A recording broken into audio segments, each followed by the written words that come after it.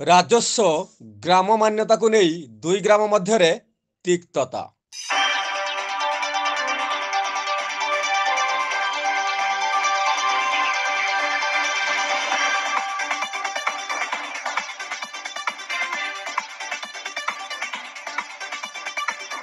कलाहांडी जिला नर्ला ब्लॉक संबिड़िनी कक्षार आयोजित होबार स्थिरीकृत होता अभियोग शुणाणी।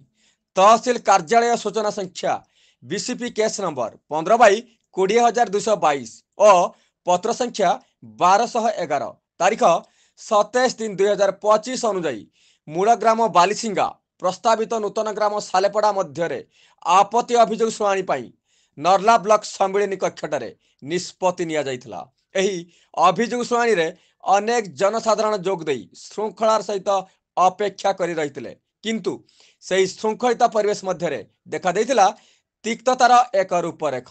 संबिड़िनी कक्ष मध्य बालीसिंगा एवं सालेपड़ा ग्रामर जनसाधारण मध्य सृष्टि हो जाइथिला अशांतर झड़, जहा फल आयोजन होइतबा शुणाणी को स्थगित रखिया पई बाध्य होइथिले।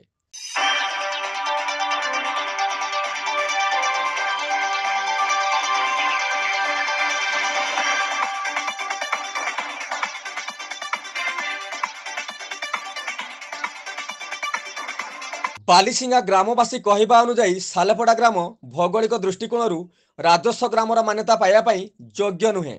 सही ग्राम एक नूतन ग्राम होता बेले सही अयोग्य ग्राम को केमिति प्रशासन राजस्व ग्राम परिणत करने निष्पत्ति नहीं विरोध करी संबिड़िनी कक्षार सृष्टि होता बालीसिंगा एवं सालेपड़ा ग्रामवासी मध्य तिक्ततार परिवेश।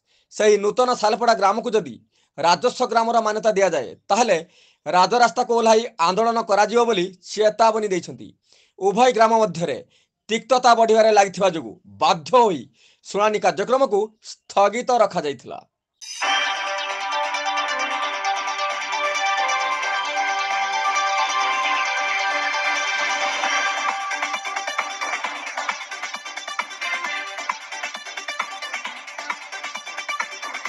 नर्ला ब्लॉक रे अनुष्ठित हेबाकु थिबा अभियोग शुणाणी कार्यक्रम रे नर्ला तहसीलदार विभू प्रसाद सिंह, बीडीओ विपिन बिहारी दीप, थाना एएसआई ठाकुर बाबू, राजस्व पर्यवेक्षक दिव्यकांति साहू, बालीसिंगा सरपंच पूजा साई उपस्थित रहिथिले, किंतु दुर्भाग्यवशत अभियोग शुणाणी रे पूर्णछेद पड़िजिबा अत्यंत दुर्भाग्यजनक बोली जना पड़िछि।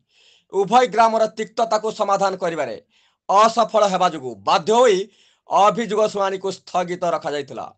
उभय पक्ष बालीसिंगा एवं सालेपड़ा ग्रामवासी तिक्तता हुए तो भिन्न रूप नहीं पारे, सेथिपाई अभियोग कार्यक्रम शुणाणी को स्थगित रखिया पई बाध्य होइतिले।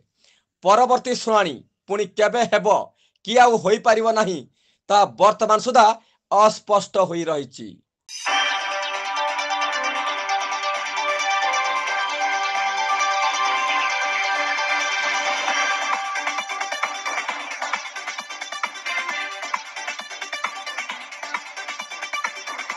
कलाहांडी नर्लारू Bimbadhar Budhia report AB news.